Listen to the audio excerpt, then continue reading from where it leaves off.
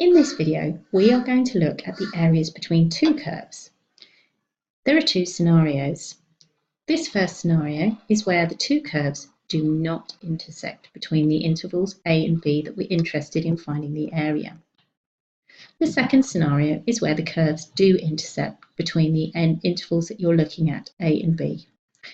We are not going to look at this scenario in this video. We will look at that one in the next video. So let's just concentrate on when the two areas do not intersect, and let's look at how we find the area between the interval a and b. Okay, so let's write some notes. If we're looking at the region above the x-axis first, as you can see in my diagram here, I've got two curves, f of x and g of x. The area between the two curves, between the intervals a and b, do not intersect at this point. Let's work out the area below the curve at f of x first. If we do that, the region that it gives us is all of this. Of course, we don't want all of that. So if we then work out the area between a and b of g of x, that will give us this area here. If we then subtract this area from the main area, we get the interested area, which is in the middle. So if I write this down, the area that I'm interested in, I'm going to colour in yellow, and I'm going to set up the integral. So the area that I want, we'll call the yellow area, or I'll just call it A, is the integral between the area A and B of the curve f of x with respect to x, take away the area between A and B of the curve g of x dx. And we can simplify this area by writing the interval between a and b, the integral of the curve f of x, take away g of x. We can simplify this by basically saying if we find the area of the top curve and the area of the bottom curve, we basically, to combine the area in the middle, take the bottom curve away from the top curve. So in other words, it's top minus bottom, which I have written here in the red bubble. Let's look at the region below the x-axis. If we do the same thing and take the lower function, subtract from the higher function, we will always get a positive answer. So you can see the higher function is f of x, the lower function is g of x. So if I do top, take away bottom, I'm going to get the desired area, which is in yellow, here, between the two curves, and I will ensure that it is a positive answer.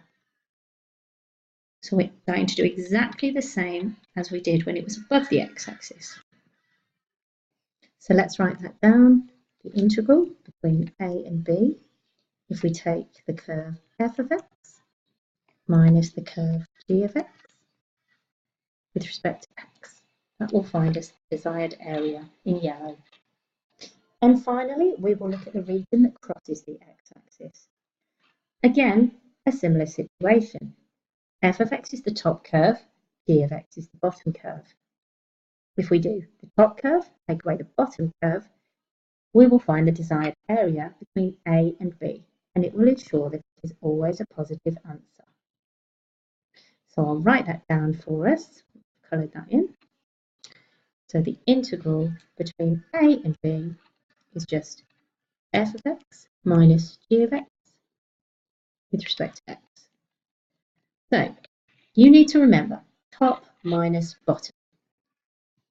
Okay, so that rule is now being written in the purple box. Let's try an example. For this example, we're going to state the definite integrals for the shaded area, which I've shaded in green. Then we're going to find the area. You'll notice that we're finding the areas between two straight lines. The same principle applies whether they're two curves or whether they're straight lines.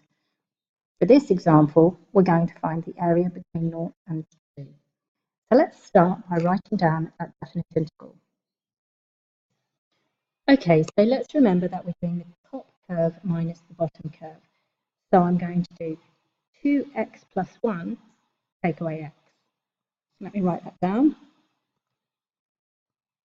So the integral between 0 and 2 of, and I'm just going to write the rule down, x minus g of x, so that I know I'm going to do the top curve minus the bottom curve. Okay, so let's actually do that subtraction. Let f of x is going to equal the top curve, which is 2x plus 1, and g of x is going to equal the second curve, which is just x. So let's write that down. 2x plus 1 minus x. There we go, simple as that. Simplifying this then, 2x minus x is just x, and then we're just left with plus 1. So we're actually going to take between 0 and 2 of the function x plus 1 with respect to x. Part B actually wants us to find the area. So now let's find the area between 0 and 2. So again, set it up. And integrate. Remember, we add a power and divide by that new power. Okay, and I'm now going to substitute in our values 2 and 0. So I'm going to change the curve brackets again from substituting in 2 squared divided by 2 plus 2.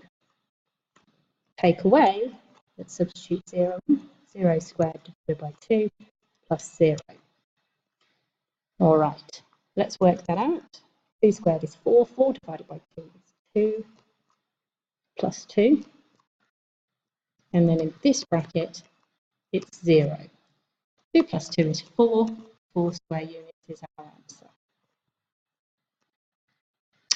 Let's go on and do a second example. For this example, we are going to find the values of x where the function y equals x and y equals x squared minus 2 intersect. We're going to sketch the graphs on the same axes, and then we're going to find the area bound by the curve. To find where these two equations intersect, I need to solve them simultaneously. For this, I'm going to put them equal to each other. So, as my solution, for part A, I'm going to put the first equal to the second, and then solve. Now, if I move the x over to the other side, that produces a quadratic. I've got x squared minus x minus 2. Remember, to solve quadratics in this form, ax plus bx plus c, sorry, a squared plus bx plus c, we need to factorise. So I'm going to factorise this. I say to myself, what two numbers multiply together to make the negative 2, but also add together to make negative 1? So that's what I get. Solving that using the non-factor law, we get either x minus 2 equals 0 or x plus 1 equals 0. So solving gives us x equals 2 or x equals minus 1. For part B, we need to sketch the graph to see what it looks like. So we'll be sketching the curve x squared minus 2 and the curve y equals x. To be able to sketch the curve of y equals x squared minus 2, I need to know where the x-intercepts are. Remember, to find the x-intercepts, we always substitute y equals 0. So let's put 0 into x squared minus 2, and let's solve when that's 0. Well, if we move the 2 over the other side, get x squared, and then we square root 2. Remember, that produces 2 answers. So I'm going to get plus or minus the square root of 2x. Okay, let's do a sketch.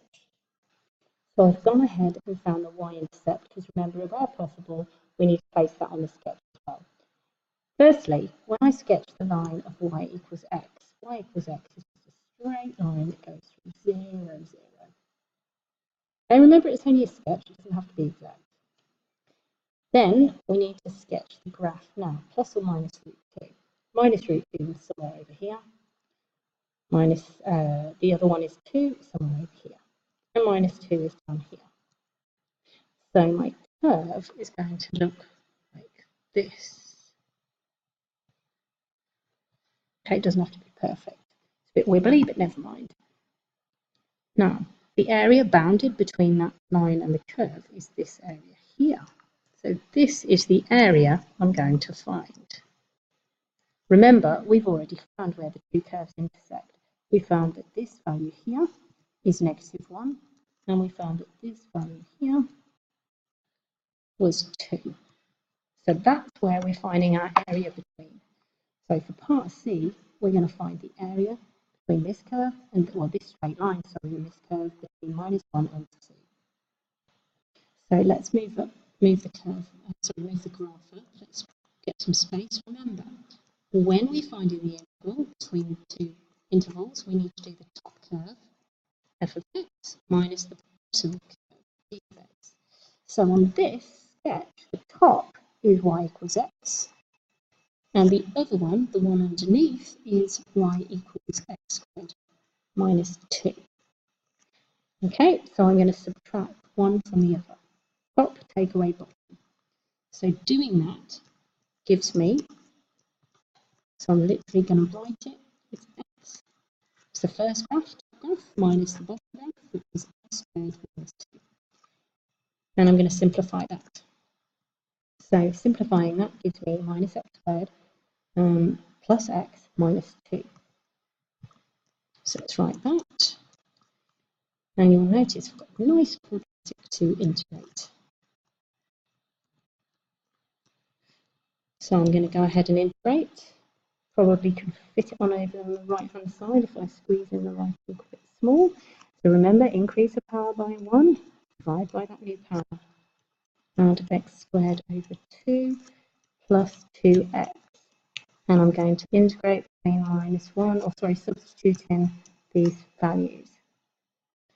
All right, on the line below, I'm now going to change to my curved brackets because I'm substituting in. So let's do that substitution. I'm subbing in 2 into each of the terms in this equation. So that's the first bit, and remember we take away the second one, and for this I'm substituting in -1 into my equation. So I'll just finish that. Okay, now we need to work things out. So -2 cubed over 3 is 8 minus 8 over 3. Plus 4 over 2 is just 2. So that's the first bracket. Let's do the second bracket. -1 cubed is 1, so that becomes -1 third. -1 squared is 1 over 2 is a half. So I've got -1/2. And then the next bit I've got, oh no, sorry, keep the there. I'm sure if you were all standing in front of me, you would have corrected me. -1 squared is +1, so plus a half. And then that's -2. Okie dokie. Let's cheat. Let me use the calculator. Obviously, if I was doing it in my head, I'd make them all fractions over 3. That gives me, in this first bracket, 3 1/3. And in the second bracket, I get -1 and 1/6. Again, using the calculator, I get 4.5 as my answer. Because we're finding area, it's square units. All right, you are now in a position to be able to work out some questions in exercise 8B on page 274. Questions 1 to 6.